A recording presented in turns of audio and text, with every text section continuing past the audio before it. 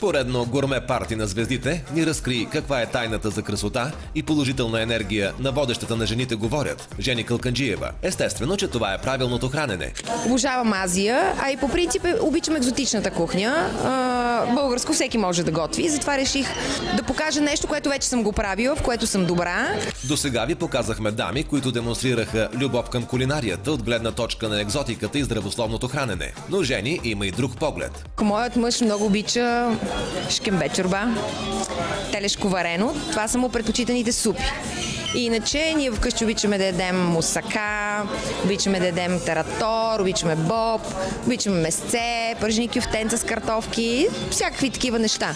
На уменията на Жени се насладиха завърналата се наскоро от екзотични острови Рут Колева, Йоко Захариев или Захариева, според нас и Юлия Юревич, която донесе за вечеря заек. Извинете, доведе го като гост и го подари на Жени. И това зайче няма какво готви. Си го отглеждаме.